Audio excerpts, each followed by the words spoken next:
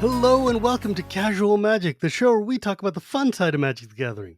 My name is Shivam Bhatt, and Casual Magic is brought to you by Cool Stuff Inc., where you can get cool stuff using my code CASUAL for 5% off your order.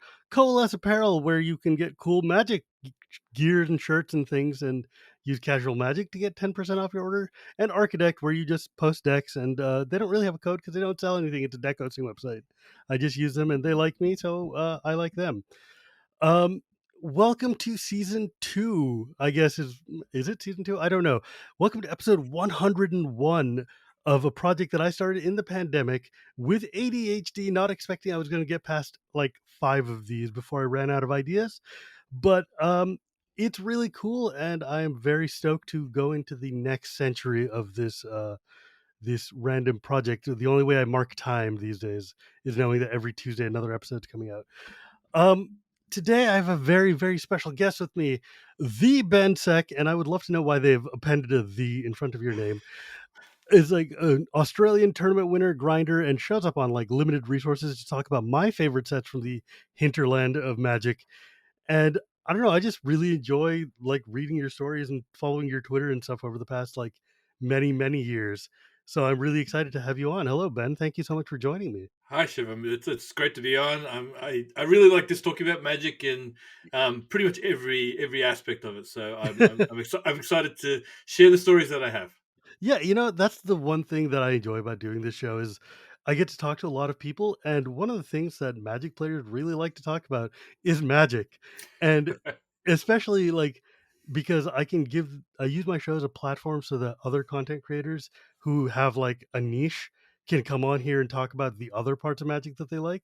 So like, if you're like, "Oh yeah, I have a modern stream and a modern podcast," they can come on here and talk about their favorite cubes or like Winston draft or whatever garbage it is they want to be playing.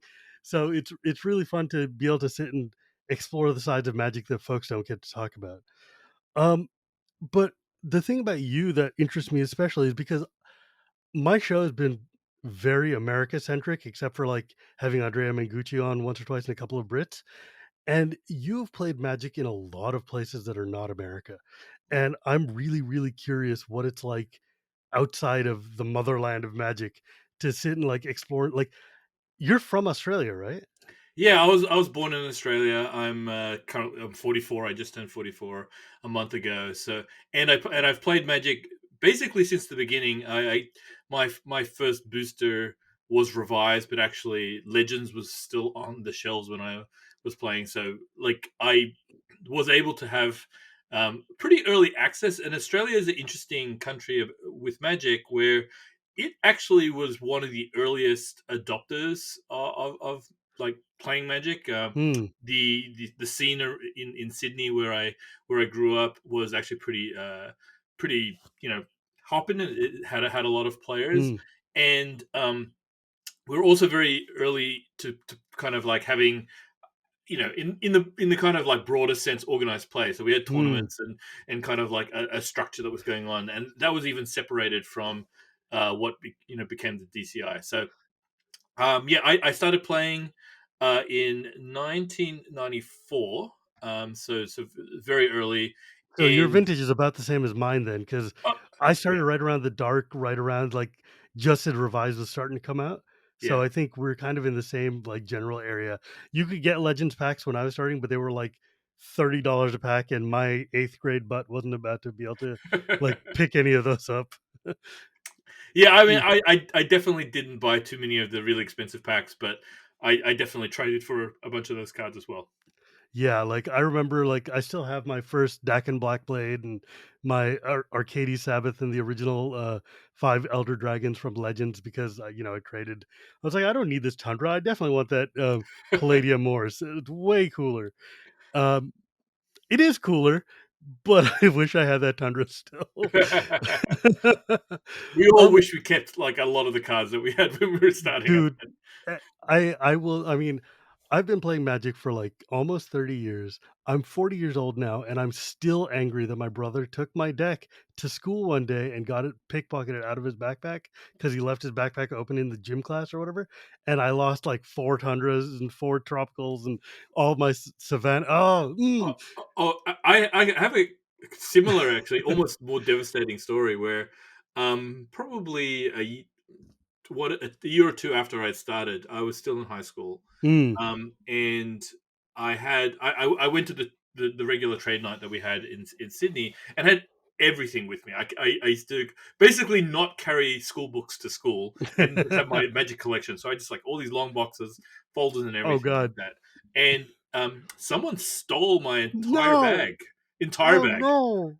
and, it was gone, and Mm. it was like a lot of dual lands, a lot of shivens and all Oh, sorts of oh. stuff like that. And I would say that it was probably honestly like in the thousands of dollars because like I used to do so much trading and so much kind of like um, that kind of stuff, and it almost like completely set me back. It was actually one of the and but the experience was almost I would say kind of bittersweet in some ways because I was kind of a fixture at the time of my local area, and people just like donated cards to me, Oh, like that's so kind. and really, I mean, I got hundreds of dollars worth of cards. I mean, it was a small fraction of what Sure. I'd lost, but I think that really, really kind of cemented me into wanting to be part of this community that was willing to, help and I That's was like 17-year-old kid at this oh, time. So man. it was just like really, really kind of like heartening to see that kind of generosity and that kind of like coalescing around the community. So I still remember that to this day. It was Mm. actually turns out to be a much more fonder memory than I was feeling at the time. Yeah, But because that's a very easy way to just, like, you know, call it a day, right? Like, you're like, "I absolutely. lost my collection, I'm not doing this again." I know I stopped playing for a very long time after that because I was like, "All my cards are gone, and all I have left are all these stupid homelands and fallen empires and, like, visions and crap," right? Like, it didn't matter. I'm so mad that I stopped right before Urza's came out, and I'm like, "Why would I do that?" Oh, but, yeah, but it's so crazy, like, the kind of generosity you see from these small, like, stores and communities, and you hear these stories all the time about people who are like, "Look, my house burned down, I lost my collection," and these guys, like, realize that, this is the only happiness I have right now, and they donate a deck or they give me some cards or something, and I love that. I love that about Magic players that the thing we want more than anything is more people to play with us. And we also want our friends to be happy. It's like you don't want your like you know what it feels like to lose your favorite deck. And you don't want somebody to go through that. That sucks. And so Honestly, one of the things that's like really interesting, and we're kind of jumping around a little bit, sure. but like Magic is a complex game. There's a Hell lot yeah, it of is. rules. There's a lot of cards. I would say that it's almost impossible to actually get into Magic without someone actually wanting to be essentially your mentor or your guide through the experience. And It is so, very, very hard. and one of the things I kind of I'm concerned about generally with how Wizards is kind of bringing like running the project is like running the product is that I don't think they're necessarily making it the easiest for people to bring other people into the game. I Mm, think there's a lot of barriers.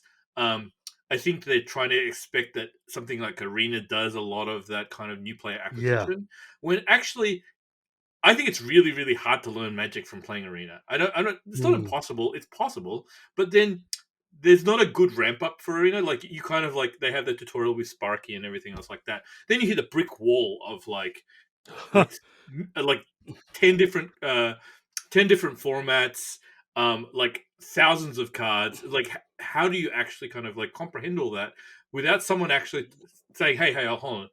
There's thousands of cards, but let's look at this small subset and like teach you kind of gradually, like step by step. And so I think it's like really, really important. I think the best thing any Magic player can do is actually teach another Magic player, and Yes. I think that's actually how you keep this game kind of alive, vibrant, and getting new blood into the game.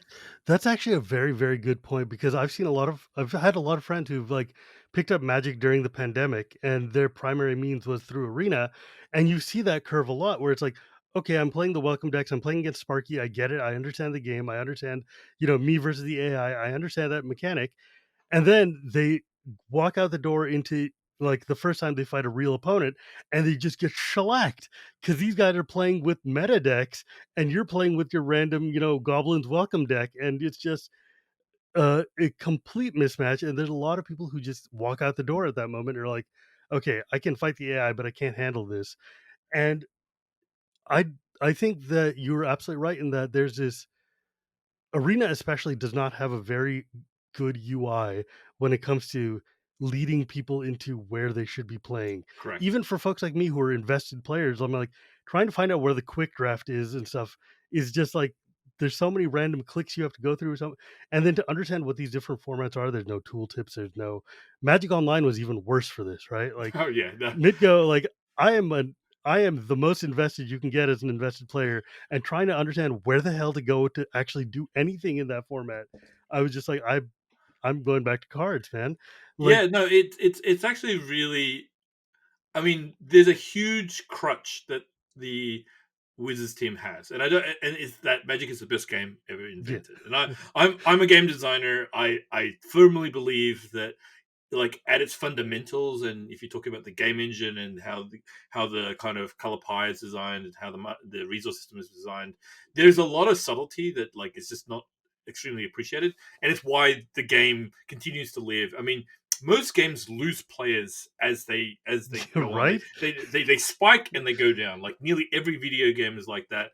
Um, even the hit ones, even the ones like, there's just very few games that actually kind of start from a small base and continue to grow, and let alone continue to grow to what, like, tens of millions of players. right. And Like, so, how many games do you know that in their 28th year of existence are having the best year they've ever had?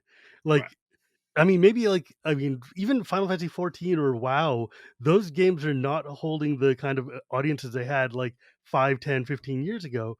right. It's insane, especially in a pandemic lockdown, to be able to sit there and say, like, yeah, we're just selling cards faster than we can print them. And it's unbelievable. There's no game like this, and I don't say that lightly. I kind of appreciate the history and kind of like look at a lot of games just as a game designer. I break them down. I try Yeah. and understand the motivations of the systems themselves. And Magic is a complete aberration, and there probably will never be a game like that. And I mean, there's many reasons you could like, I could talk about, like, the design of Magic, like, till the cows come Just, home. right. I mean, look, here's what I think is the secret I mean, sauce. if you've got it, dude, tell me. Yeah, My no, my audience will listen to anything you want to say. Trust me. the secret sauce to, like, I think what makes Magic so appealing to so many different people is it's actually one of the only games that allows you to express yourself in the playing of the game. It's not Mm, the only one, but it's like one of the ones that, like, the strategy itself mimics, like, the personality of the player. Like, if you're a burn yes, player, yes. you play aggro, you can play control, and it means you, like, you like things methodical, or you like to deny things. There's so many, the building of a deck, right, allows you to actually personalize it to the Oh. extent that it can actually mimic your personality or what you care about or what you invest in. And most games, they actually go from the other way around. They actually give you a shell, and then you have to play that shell. Like if you play WoW, you have to Mhm. start with the character with a class with, like, a certain amount of, like, abilities Sure. in a certain area. So there's so Mhm. much structure around how you begin and how you interface with the game right at the beginning. With Magic, there's actually no first card. Okay, Hmm. there's no, like, correct place to start. And while that may be very hard to kind of like as a game design to kind of, like, get people Mhm. into the game, it actually provides a very, like, interesting kind of, like, psychological, like, connection to the game that kind of continues with you throughout your life. As you change as a person, your Magic can change with you, and Mm. with more cards allows you more expression of self. And I think it's really important because, like, most games are very static or Mhm. work within very small confines. Magic is actually not only is it not static, there's so much content, it, the interactions actually increase over time. So it's I'm sure that there is an. I know there's a number of like how many interactions between two cards there are, and Mhm. let alone like three or four or five or a whole deck. It's like exponential, right? Yeah, absolutely exponential, and it gets more complex. And honestly, that's kind of why Commander is like such a popular format because Yes. it forces you to actually like play a lot of different combinations in a lot of different like scenarios and against a lot of different opponents. And so That's like exactly the thing that I was trying like, I was just about to, comment on what you were saying because that's a fascinating point you make, which is one that's, like, as I think about it, absolutely true. Of course, the way you play the game is not just a matter of cosmetics, it's a matter of mechanics. yeah, And, like, for instance, I love to play aggressive, I love turning things sideways and big creatures and crater hoof behemoths and all these things, and I can build my deck to be brash and chaotic and just push through the next door, or I can play a thoughtful, methodical, patient game where I'm watching what you do and I'm not making a decision until you make a decision. And it's a complete mindset change. And that's why sometimes you have a hard time getting into different decks because you aren't that person. You right. can't look at these cards and think like, "Oh, of course, I need to just wait until they do something before I can do this." I'm a brash, impulsive person. I'm not going to let keep any lands open. I'm not going to be able to sit there and do that counter spell because I could be playing Mahmoudi Jin instead. Um, but that's the thing I've noticed with Commander, especially like your expression and your personality. Of course, within those 100 cards you've selected, a way to represent yourself. But the thing that makes it popular is because when you're sitting in that pod with four other decks, each of those decks is their own personal kind of expression of the player. But the way they interact is unique and different every single time you play.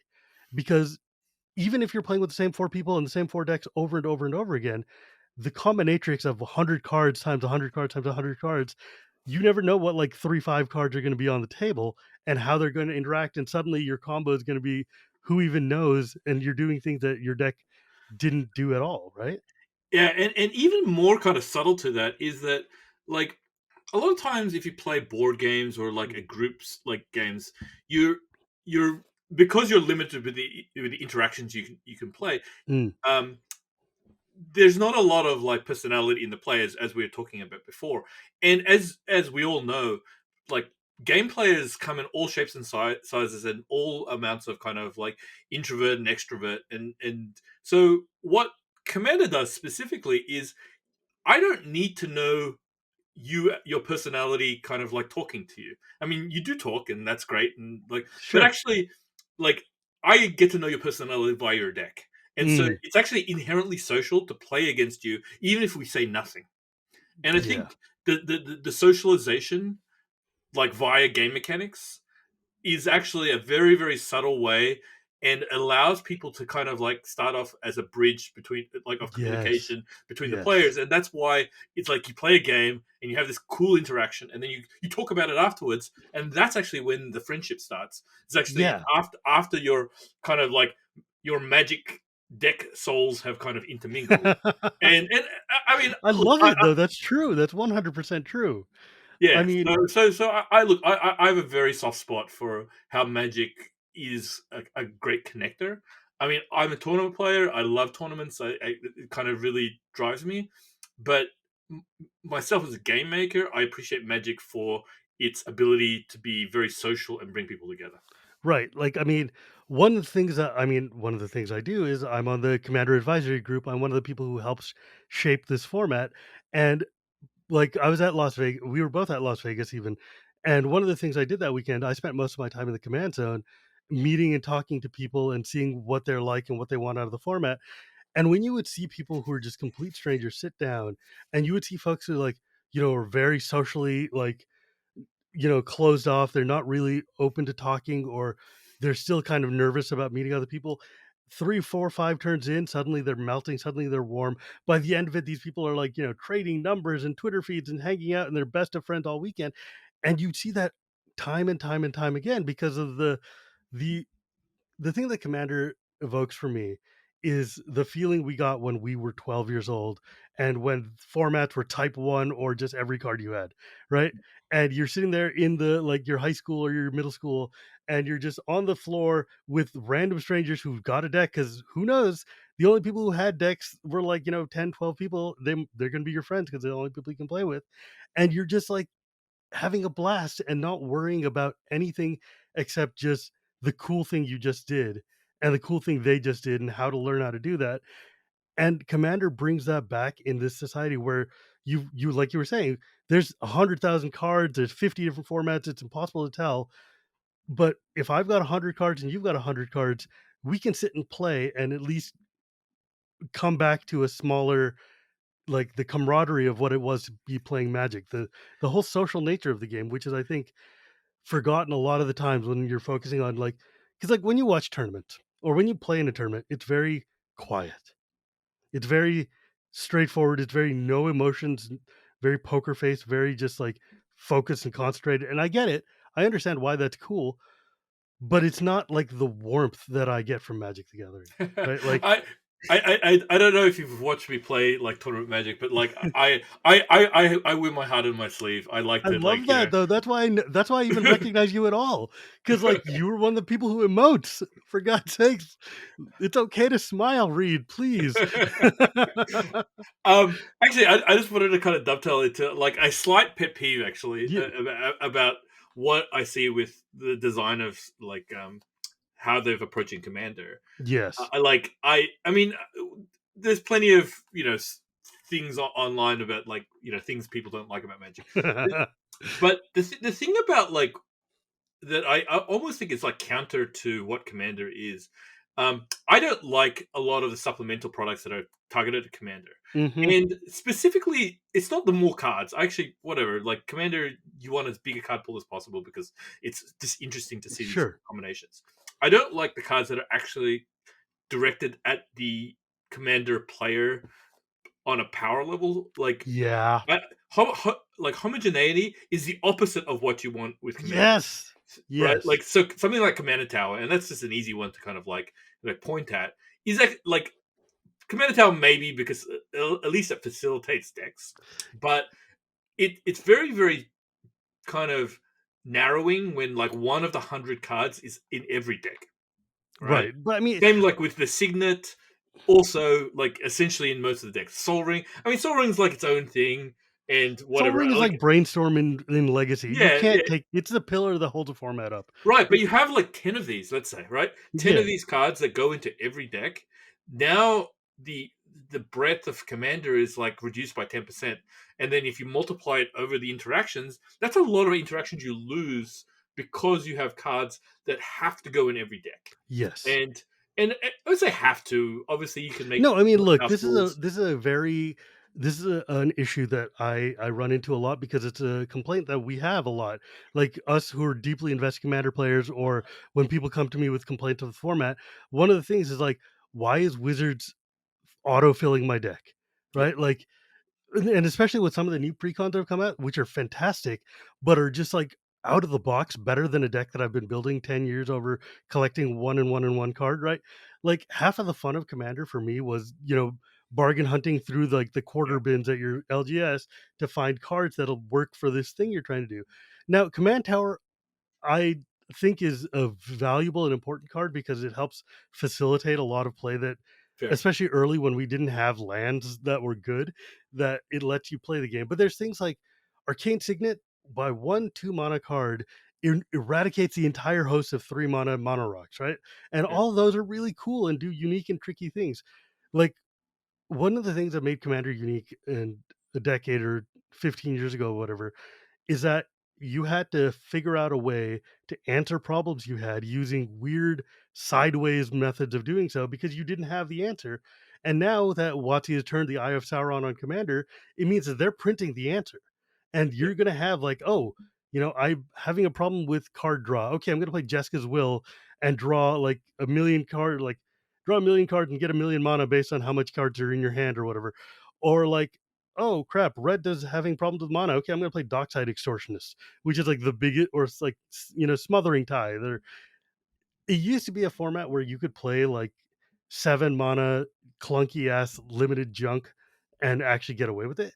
And now these decks are very fast and very streamlined. I mean, it's fast enough and streamlined enough that when someone like a Brian Kibler decides he wants to play Commander, then you're like, "Oh, did we like miss target?" Or like, are we broadened the window so far that now this is just hyper efficient like vintage? Like, I mean, what happened? it isn't. It Well, I isn't. guess I mean, the Kibler's thing the is, wrong example. He's like super Timmy, so no, Commander well, makes up for yeah, it. but I mean, I totally agree with like you you have to be worried about that, and I think also losing the like the search part of um the format where you're just looking for cards that are like unappreciated just or Yeah, things like that. I think that's a really kind of like lost art, and honestly is part of the charm of Commander. Obviously they want to lower the barrier to you're right. entry to I make mean, that's sure a it's, whole flip side, right? Commander's popular because it's easy to get into. I don't know if it's easy to get into. It is like they do Well, have precons, yeah, but I the wouldn't say precons that. are excellent. Yeah, no, but they're so complex. Like the like Oh yeah, it's not like you can like learn how to play Magic and then pick up a precon and say, okay, right, I can play Magic. One, it's 100 different cards, right? and they're Two, cards from everyone up else, and down the history of Magic, and they make yeah, no sense together. You know, it's funny because when you were saying that Commander's got that, I mean, that Magic has a barrier of entry of like you ramp in and then you're screwed because there's no guide to help you. I've taught a lot of people to play Magic through Commander, and that is like hard mode, right? Like you're like, oh, these cards are first off, all the frames look totally different, so you've got no consistency and you don't know what you're looking at. Secondly, there's mechanics from the entire history of the game. Yeah, okay, maybe this is an elf deck. Every card's an elf. You kind of get that, but like this one's got foretell on it, and this one's got provoke on it, and this one's got fight, and you're like, I don't know what any of this crap means because there's no like, and it's yeah, if you're not sitting there to hold their hand and help them through, it's a real, struggle. That's a and real challenge. yeah, and honestly, I think it's one of the things that I hope Wizards isn't shooting themselves in the foot, but like this deprioritization of limited Magic Mm, in recent years, like limited is it serves two purposes. One, it's cost wise a lower barrier to entry to just like like yeah. entering some sort of like I'd say event. I don't. It doesn't have to be a tournament. It just has to be an event. It's like you pay your $20 or Friday Night $30. Magic. Yeah, like it's a fairly low, and you don't have to have your deck. That almost any format you play is going to be cost you $200 for your deck at least. That's how Mm, it is right now. So lower barrier to entry. And the other part is like, so in I'm in digital gaming, and so we have kind of acquisition, which is like getting new players who've never played the mhm. game, and you have like reacquisition. Retention. Which, yeah, although you have retention, people keep staying in the game, and the other one Mhm. is reacquisition. So people who churned out to come back in, and again, limited is the best way to do that because again, it gives you a taste, and like I think limited magic is like very like it's still very interesting and you kind of like think on your feet because you have a limited amount of resources Yeah. to kind of play with. Anyway, it those two pieces mean that like you can kind of go in and out of magic at any time and still have a stepping stone back. I think if let's say they got rid of limited, like supporting limited completely, I think it would you'd find there's like a lot of people who've churned out never come back because Yeah. there's no good stepping stone. They come back and say, "I want to play standard." No way, because I have to buy like all 12 new million cards and it cards. costs like $400. And then it's like you could play. I think Commander represents something, but like that they could come back to, so that's fair enough.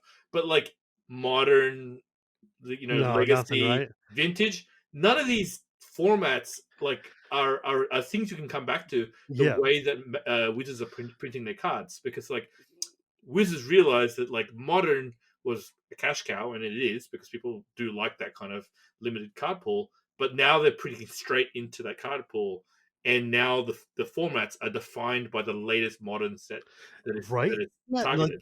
and Commander's having the same problem. Modern and Commander are both having we're designing directly for you now, and because of that, because they're skipping the barrier of standard, that means that the power levels can get way spiked as opposed to having to keep it within that power band that is limited in standard.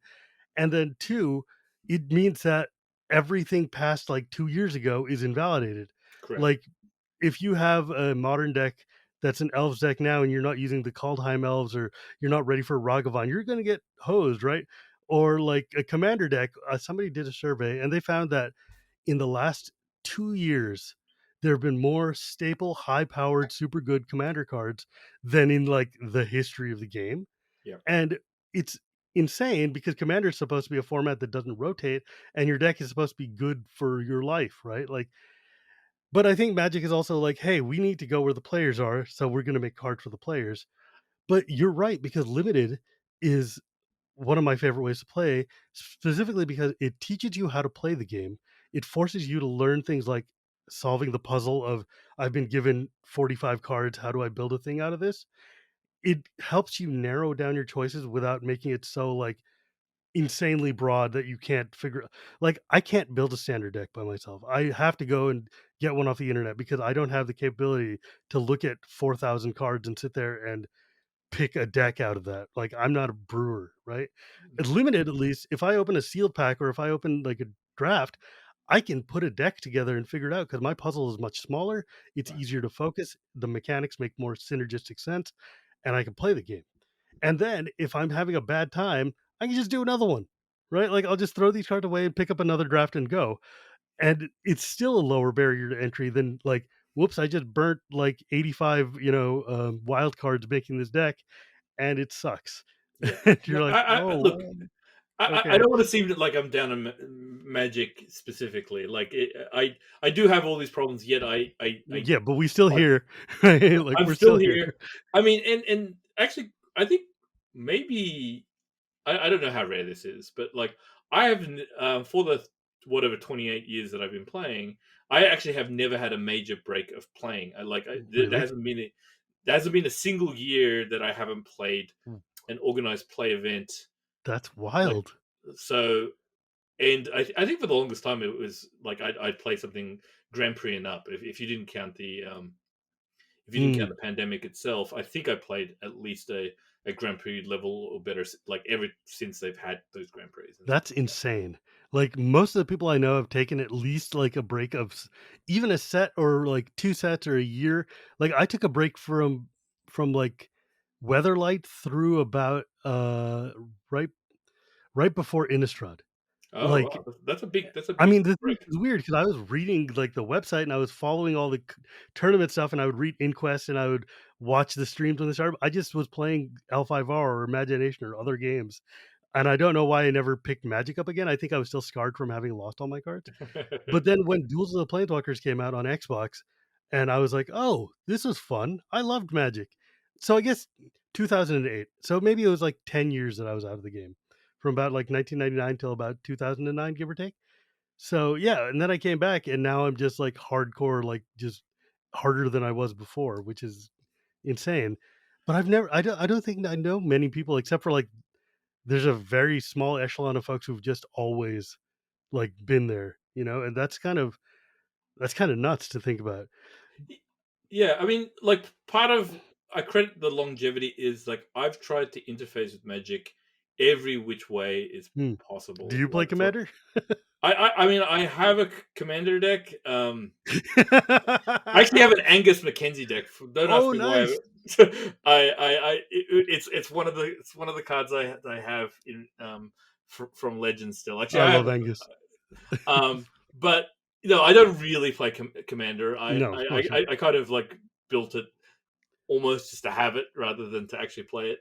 But and I don't just mean by formats. Actually, like one of the things that I've always tried to do. I mean, I've covered it as like a broadcaster, a content creator, a I th- so funnily enough, there was actually two opportunities which I could have worked for Wizards that I got to right at the end, and I chose not to, or circumstances chose not to, and so like in some ways and I've always been a game designer since I started that. I don't know. Magic has always been important to me, and it's Hmm. actually responsible for not just a lot of the relationships I've the personal relationships I've had through my life, Uh, Getting into the game industry was almost solely due to Magic itself. I got into designing card games via like ex Magic players. I actually moved into digital games because someone had heard of my name in Mm, Magic, and then some of the reputation has kind of that's allowed me awesome. to open doors to other jobs too. So Okay, can we like let's spin way back since we jumped yeah. all the way to the end of the story. Um, how did you find magic in Australia in the first place? So I was in high school. I was in what we call year 10, but like I Mm, guess it's like we all know what year basically 10 is. It's sophomore. Yeah, fine. yeah. Yeah. It's sophomore year. And I was actually in a. So I did a lot of theater. I went to a private school, so I like, and between um rehearsals, one of my co-actors actually had a starter of Revise, and we started playing. Just like in between rehearsals, so that's actually how I started, and I was hooked very, very quickly. Like I'd always been a gamer. I Did you play much really D&D? liked, yeah, I really liked D&D. Mm, Though I was one of those kids, and I don't know how common this is. Also, I was so much into just reading all the books, yes. like the rule Yes. books. I just like reading the rules, Me the worlds that they created. I was just a fan of like pretty much everything TSR related. I got Dragon magazine and Dungeon magazine every month. What was your setting? Uh, I I jumped around, to be perfectly honest. I mean, I my first one that I really enjoyed the world for was Dragonlance. Yes. Um, but I mean, pretty much pretty much everything except Greyhawk. So I really liked Forgotten Realms. Ravenloft was actually a huge fan. I have a very soft. It's funny. I have a very soft spot for some things that have fallen out of favor now. Um, there was a trend at one time to basically have a lot of like real world mythologies incorporated into Forgotten Realms. Like if you remember, Yes. Karatur is like kind of the Eastern Yeah. mythologies, and Al-Qadim Al and Karatul. Qadim, yeah, and Maztica. I think that was Yeah. the The Aztec people, yeah. Aztec people and stuff like that. And now I think for good reason, because they're kind of caricatures of a lot of these. It was both cool and also really cringy at times. Yeah, and I mean, I've always been more about kind of like what's the intent of the content rather than, Hello? sorry, did I hello, hello, did I once, let's see if I, Whoops, hello, there you are. hello, You will you be froze able for to, a second, you're yeah, back. we can edit. What did you hear last? You've always been.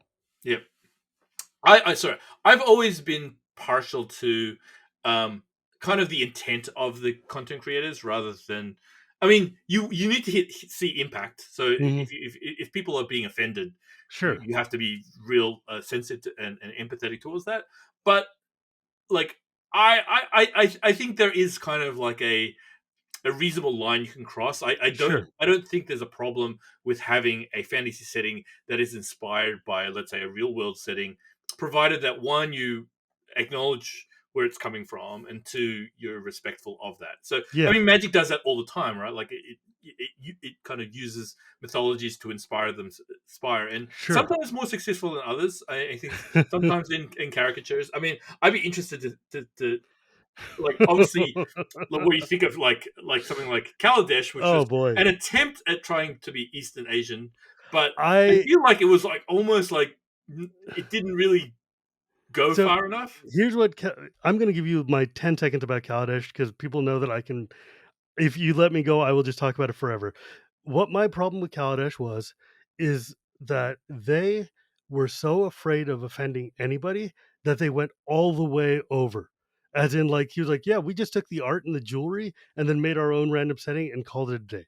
So what they did was they made basically 1950s American car culture to like Rebel Without a Cause, the Yeah, setting, and then put brown paint over it and like, Indian and Mughal drapery and stuff like that. And I'm like, I appreciate that there's people who look like me in Magic now. I don't appreciate the fact that you just use their skins as puppets.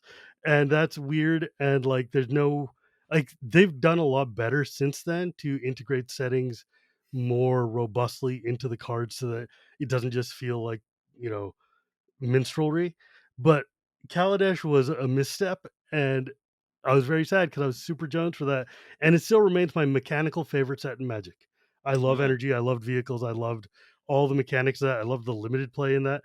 But man, they just buffed. It was so close, and they just I didn't. The funny thing is, like, other than seeing like the the faces of the yeah, characters, there is not a lot of, and maybe some of the names. I guess some of the character yeah. names But I like, if I have cover not. the top half of those, I mean, it's like if I didn't show you the artwork of those cards, there's nothing that says Indian about that setting. Yes, Right? that's Like there's absolutely like one elephant, one cobra, and that's like it. Oh, and like Ragavan, the monkey. Okay, fine. But like there are no cows. Like they're like, we didn't want to be offensive and put any cows. I'm like, but there's still a million cows. It's okay. Like Yeah. yeah. Anyway, so Anyways, I got in via playing a lot of role sure. playing, and I mean I love board games. I was very much a gaming kid. Um, I had I never actually had a Nintendo system. I had a Commodore 64 and an Amiga. I don't know for those people who are as old Those as of us who me. are old enough know what Commodore 64 and Amiga were. Yeah. So because I was in Australia, because like we didn't have as much kind of like exposure to some of the more popular consoles. So anyway, started playing, got into it really really quickly because like I as soon as I think 1990, I played in the Australian Nationals Oh, in 1996. damn. So That's like right after you learn how to play.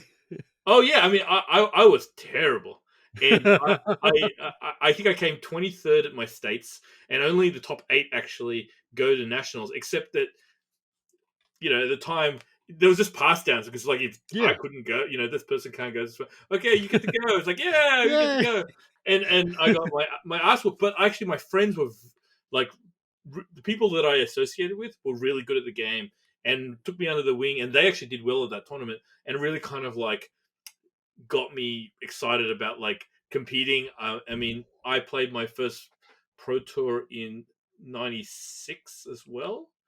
Um, Wow.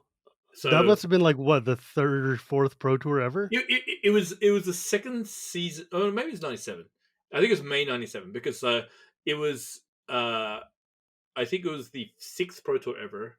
Jeez. Um, it was in Rye, New York for like Oh, it's so kind you of had to like fly upstate. across the ocean to go to it Oh, too. oh yeah, no. Not only did I have to, I told this story before on some other podcast, but I basically was I think 18, but I was still living in my parents' house because in Australia you Yeah, often don't leave to go to college. You just stay in the town you're in, sure. and I wanted to go, and my parents would not let me, and I'd never traveled by myself. Hey, Um, mom, I want to go abroad to play cards. Yeah, to that's New gonna York, happen. like so literally around the other side of the Yeah. world. Um, they wouldn't let me, and I actually kind of snuck off. I mean, the story is a bit more elaborate than that. I actually they because I asked like 6 months before the event, and they said no, and then 3 months before the event, like I knew they didn't remember, so I said, oh, I had an orchestra trip that I had to go, and I was not and so I was part of an orchestra. They happened all the time, these trips, and instead I actually like got paid for my own way to go to New York. I was away for 2 weeks. I mean, 18 is like I wouldn't say that I Living it was up, completely man. help. Yes, I wasn't like helpless, but I was definitely, it was my first trip by myself. I probably was not as prepared as I should have been. That is so funny to think of. I mean, I've heard stories of Magic players just doing silly, silly things to get to tournaments, but like picking up and like just telling your parents you're going on an orchestra trip around the world. is pretty cool. But what was that like, man, when you walk in the door of the Pro Tour in New York and there's like 10, like, 10,000 people playing cards and you're like, "Oh my god." It must have been So just overwhelming. I mean, it's funny. It's like I at that time I was like so immersed in Magic, and I loved it. And in fact, what I did was, um, I got off the plane in New York after being on the plane for probably 20 plus hours, Mm. and I literally had checked the schedule for neutral ground, and I told the cab driver I had like a backpack with all my stuff. It's like, no, don't take me to where I'm staying. Take me straight to neutral ground where I played in an Ice Age sealed event Oh my where god. which actually had both John Finkel and Steve Omohona Schwartz in that like sealed deck event. Um, and these guys, like I'd read Like, in yeah, right? magazines, and Even it then, was they were gods of Magic, man. yeah. I mean, well, they're kind of like it was very early on, so I knew about them, but I don't think they were as famous as they are now.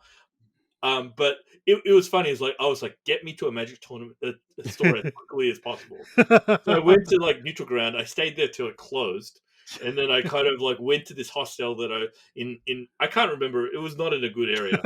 It's like I had not a lot of money after like paying for my trip. Sure. Anyway, I mean, so the funny thing is, my first pro tour, I went 0-7. Literally Oh, lost every match that I oh. played in. I was not very good at the time. I definitely showed it at that tournament, um, but um, it was back in the day where pro tours were kind of like honestly traveling festivals of magic. Like the side events were just as good as playing the event itself. So I had a blast. Yeah. Actually, my one of my strongest memories was I played in a 128 person Grandmaster fourth edition Chinese Blackboarded Seal tournament.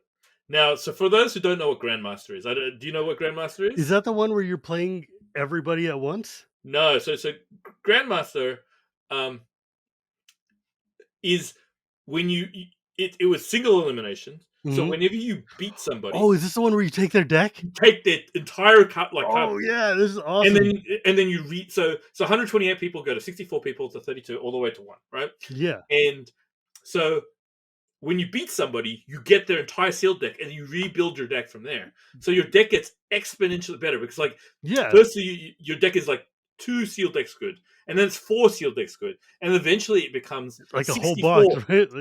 64 like sealed decks good against the other person, and Like I won this tournament, holy and crap. it was insane. I mean, my deck was like 8 lightning bolts, Oh my god. 4 fireballs. Like it was But they such a were all in fun tournament. Chinese? Oh, they're all blackboarded Chinese. I mean, unfortunately, there were some of the cards that got like stolen later. It was like very very traumatic Oh because my god. because I got like all those light bolts signed by Christopher Rush, who happened to be at the tournament, and like it was just like like really devastating. But it still like was I miss kind of Magic events where the format is random, like Yes. Grandmaster Yes. tournaments. Like it's I think one of the things that people don't appreciate now about kind of the early days of Magic is that no one knew what anyone was doing, and so Right? every tournament, every format, every approach to Magic was very fresh, and there was not a lot of information. I mean, There's no regulation either. It was there's like no just regular. I Wild mean, like West, man. I mean, the internet was in its infancy at that time. I mean, I actually credit a lot of Magic's success also in that it kind of came out, let's say, just at the dawn of the internet Yeah, and rode the crest of that wave a little bit. absolutely.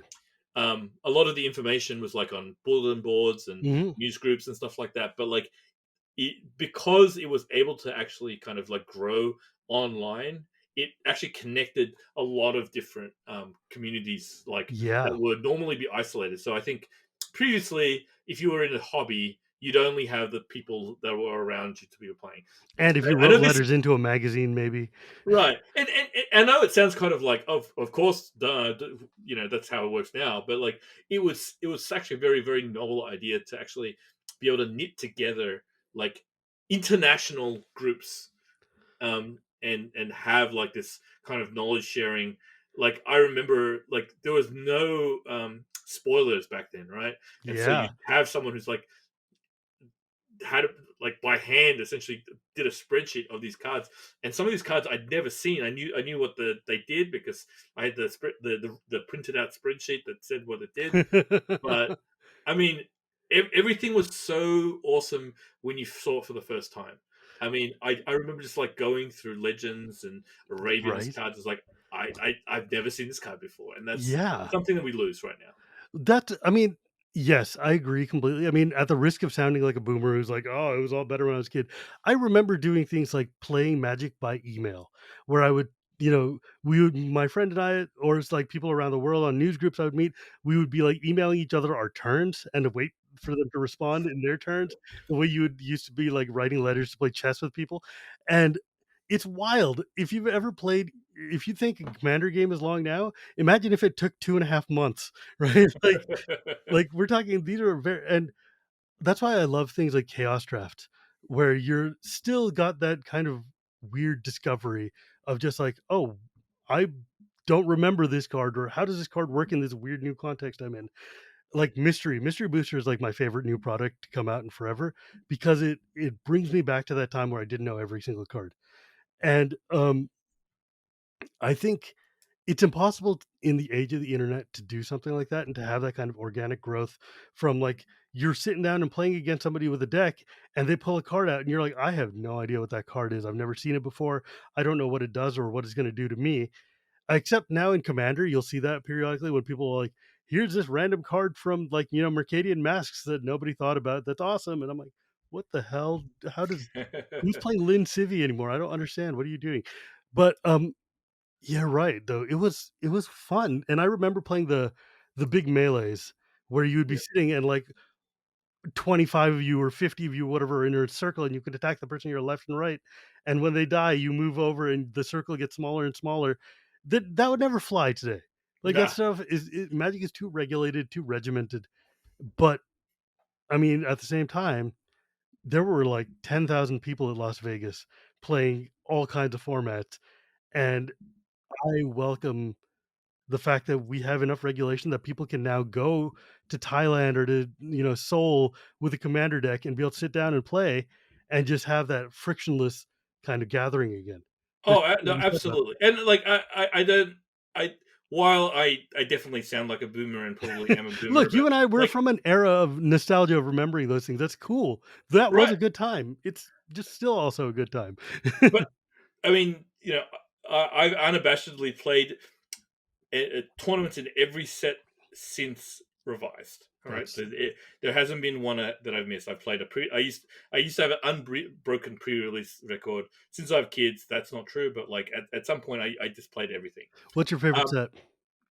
that's a hard question. Or your favorite limited? For How about that? limited set, I think it's Innistrad one, Hmm. the original Innistrad, but it's close. It kind of depends like why you're asking it. Um, it's not. It's the one I just had the most fun with. Like I I guess replayed it a lot. if we were gonna sit down and draft and I have pods of every set, what would you wanna pull out? I loved playing Invasion. I really enjoyed playing Invasion Block IPA. Invasion Um, is so tricky to look at when you're trying to figure it out, and if you weren't there then, that set is wild. It is it's really, not really as cool, good man. in as you think. That's the problem. Like I've played IPA like somewhat recently in the last few years. I think probably like Mm. 3 or 4 years ago. It doesn't hold up, unfortunately. One of the things that Wizards have gotten better at is like their limited sets are generally like on average better. I wouldn't say they're all better, and I think the highs are not as high as what I remember, and Yeah, the lows are probably they've found a more, like they've neutralized it so they're generally better, but the peaks are never gonna be as good as that the best ones were. yeah. But But the that bad yeah, ones aren't awful either, so right. I mean, I keep I the love echelon. yeah, I love draft. I love like all sorts of limited formats. I mean, I've done generally the best like competitively in limited Did you over ever the play course of Rochester? I did. In fact, um the two Grand Prix wins I have are in Rochester draft. That's Like, Rochester is one of those ones where I am just so intimidated by that. Even when I would watch it as a kid, I'm just like, I don't know how you keep all this stuff in your head.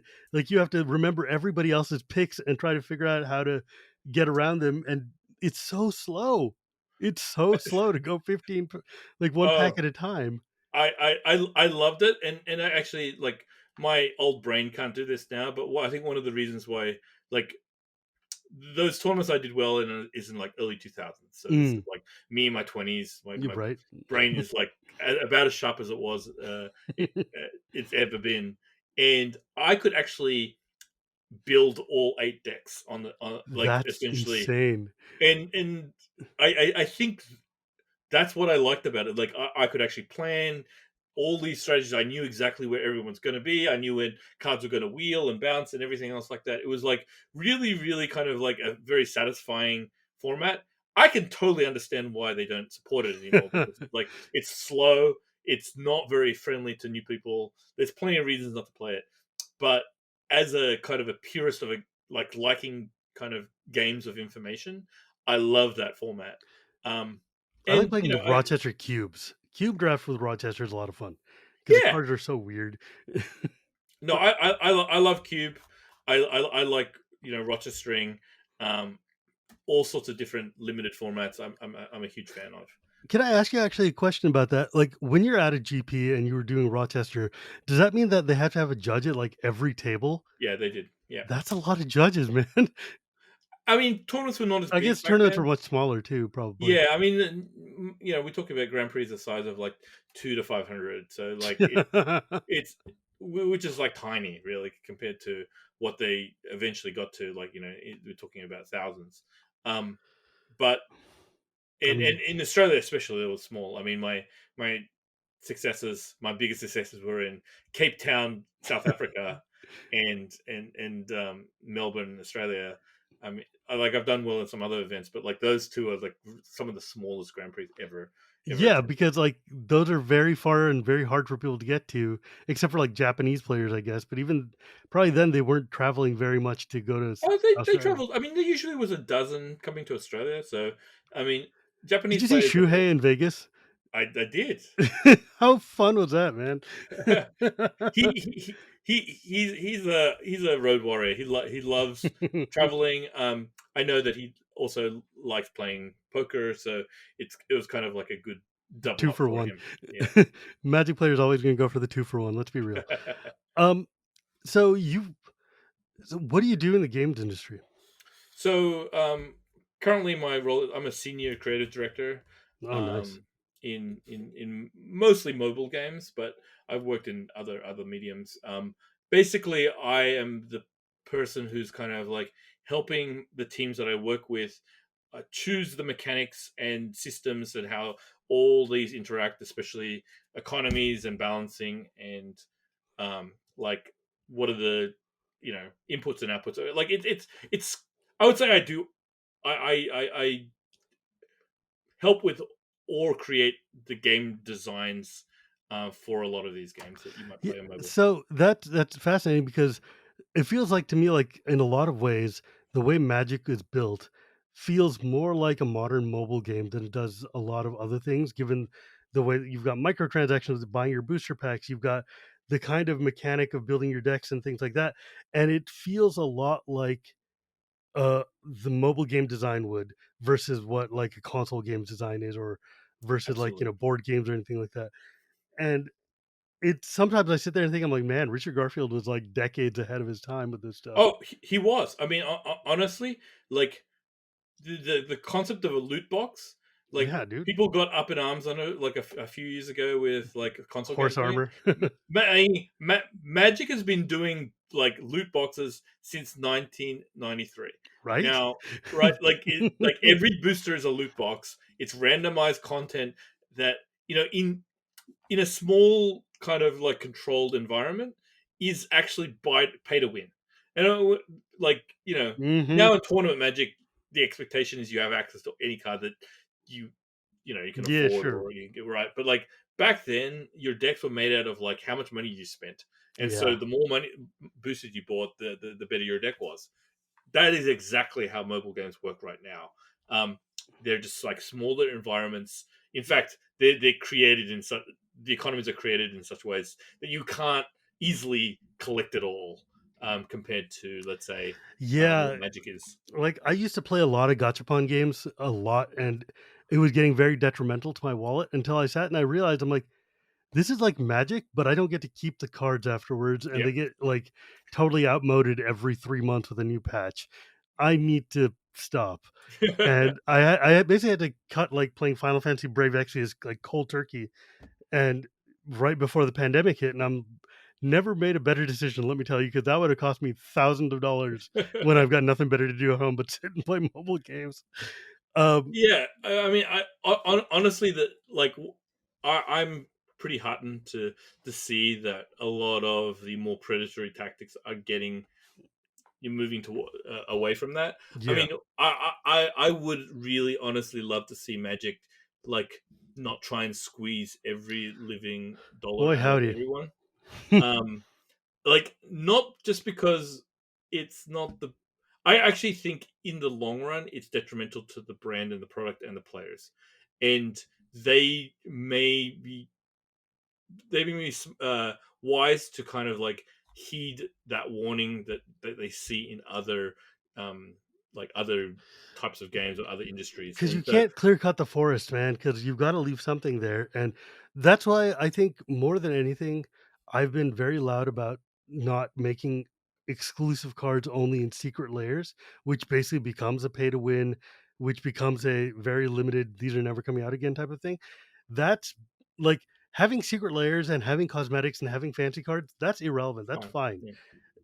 Making cards that you can only get in a loot box is bad for the game because it's going to just erode the goodwill you've got and make it impossible for people to catch up until all the only people left are playing are whales, and whales don't support the game. You've got to have all the little Yeah. fishies that come and help you too. No, I, absolutely. I mean, I worked in game design for a long time, so I'm familiar with how this works. But I know you also lived in Barcelona and you've come here back to the States. Where did you have the most fun playing Magic? Um so I've been really fortunate. I've probably played Magic in like over 30 countries. That's wild. In fact, there was one year I actually took off. I kind of had a gap year, I guess, but it wasn't really a gap year. Where I actually did a round the world trip, over 12 months, and the way I timed a lot of my trips was like I'd kind of land into in a country that had a Grand Prix, play in the Grand Prix, and then kind of like make my way overland to the next one. So That sounds awesome. yeah, no, it was like a wonderful trip and some of the best time of my life. I think the best place, let's see, there's a couple places. Like my family, so I'm like an immigrant family to Australia, and my family's from Malaysia. Hmm. I've like probably played about three or four Grand Prix in Malaysia, and it's wonderful. Like the community is wonderful. The food is Yeah, amazing. dude.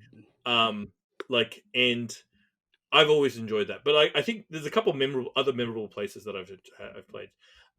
Actually, where I met BDM for the first time, like where we had a conversation. I think I met him previously, but like actually kind of had a really long conversation was in Bangkok in Thailand. Wow. There's a Grand Prix there. We played in the Grand Prix, or he was covering it. And then after the event, we actually took a boat down the river kind of in Bangkok to see a snake charmer, and we actually saw a snake show where they were like taming cobras and stuff like that. It was insane. But the great thing is like it was like we happened to kind of like meet up at the tournament, and we got to know each other, and then we went on this trip to this snake farm, and it was like like Brian remains one of my closest friends today. In fact, I saw him just a few days ago Oh, actually. was he here for Emerald Comic Con or something, Yeah, right? he was here for Emerald Comic Con. Oh, So man. uh, so we had a chance to have a couple meals together. Um, I cooked for him and Nice. a bunch of other people. It was wonderful, and I think that was actually a great experience. Um, I don't know. There's so many great places. South Africa was a wonderful place to play. Um, like I'm trying to think of other ones like It's so Japan. wild to think about magic actually being all of these places, you know? It's like it's so easy to just think, "Oh, magic is just here where I live." But no, Korea and China and Japan and Malaysia and Philippines and like the fact that there's huge magic playing communities in all these remote tiny little places, it makes me so happy. Like when I've been to Worlds, for instance, and you see like people with Team Costa Rica or Dominican Republic, and you're like, they play Magic there too. That's amazing. I love it. The best part is that you can speak not an inch of the language that they speak there, Hmm. and you can easily play a game of Magic, Yeah, and you can like be excited, and you can make that like I've made so many friends not speaking any of that language, and eventually we've worked out a way to communicate. you know Um, what, man? It's the best part. yeah, Is absolutely. because I mean, when I came back to Magic, and I tell this story all the time because it's one of the most important events of my life, World 2011 in San Francisco. Hmm. And I'm sitting here on like Wednesdays drafting because it was $5 drafts at the hall, and I'm unemployed. I have nothing better to do, and I'm sitting there with Team Japan or with Team Finland or with Team whoever, and they can all speak their language. I'm a linguist. I can speak about like 8 to 10 languages. I've had up to 14 at a time, but I don't speak magic in like German or Japanese or whatever. But I can point, and if I can point and say I'm attacking that guy, they'll be like block, and it's like we get it, we know what we're Yeah. doing, and it's awesome. And I think that's my favorite part is just the fact that this deck that we carry is like the babel fish, right? Like it's Yeah. the tool that lets us go anywhere we want and know that we can find safe harbor there, and that's a good time, man. it, Magic will always remain like a really important kind of like way that I matured as a person and kind of like understood the world, and I hope that it can remain that for many different people, Yeah. because I I think, it's cliched to say it's the gathering that's the more important part, not the magic. I But mean, I like it remains true for me, and I don't think I'd be the person yeah.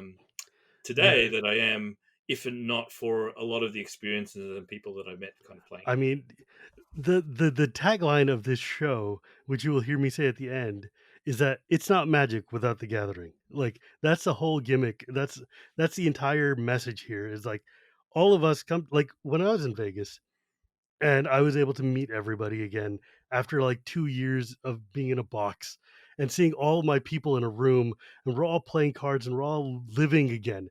It was overwhelming. It was so like it was like a breath of air after you've been just locked in the stale closet forever, right? Oh Like, yeah. it felt like we were humans again and that it was that we'd made it. We came through the other side, and that kinda, like, emotion just, like, crippled me half the time I was in Vegas. I would just stop and be, like, staring. I'm like, "This feels like home again." Like, I'm here, I'm shuffling cards, I'm playing with people. This is where I belong, and that was just such a good feeling. I'm glad that I was able to go to that thing, man. That was such a good time. Um But you know what? This has been a phenomenal conversation. I'm really, really grateful for you to show up and share these stories with us. If people wanted to find you or hear about your stuff, but I guess you don't really do content anymore. No, not really. But I'm always kind of around. I mean, I actually in consistently help out with limited Yeah, we resources need to get with Marshall to Marshall. do another episode, man. And I have bones to pick with you because you were wrong about Homelands. There are better cards in there than you think, but you're not thinking about it from a commander perspective. Fair enough. Fair enough. I'm open for criticism for everything I say. Please take with the biggest grain of salt. Yeah, But man. no, no. I do occasionally um, do kind of like set reviews for classic sets um, uh, on limited resources. But people who actually want to kind of interact with me, kind of more directly, can find me on Twitter. I'm at tbs dash on, and that's all written out on Twitter. Before we go, I did want to ask you, why is it the Ben Seck? So okay, so this is a story about um, Australian Nationals 1997.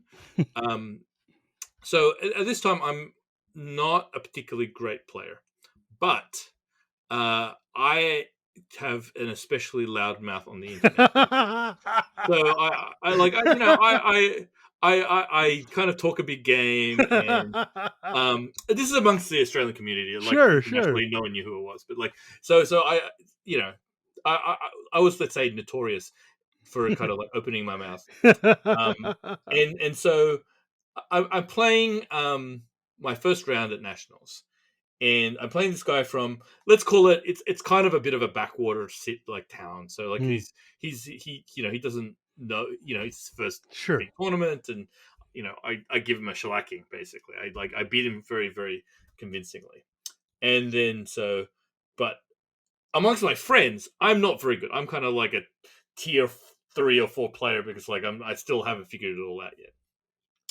Anyway, one of my close friends overheard that round opponent kind of talking to one of his friends, and it's just like, it's just, so his friend asked him, it's like, so how'd you do this round? And it's like, I lost, but I lost to the Ben Seck, and so it was kind of like a term of derision that my friends took and used all weekend. It's like, how's the Ben Seck going? And so all weekend it was just like a joke basically, and it kind of caught on. And then at some point, I just like said, I'm gonna own this a little bit. And honestly, it's worked out, and I'm glad I have the nickname. That's But awesome. it definitely started from a place of Oh, hey, a look, it's little bit of an in the joke. Ben Seck. Look at that fancy guy walking by. I love it. I love that so much. So Man, sweet. And as always, my friends, you can find me at Gearpuri Gears. You can find this podcast anywhere podcasts are sold, or on Cool Stuff, where they also host my things. Casual Magic was brought to you by Cool Stuff, Coalesce, and Archidekt. And remember, my friends, it is not magic without the gathering, and we will see you next time.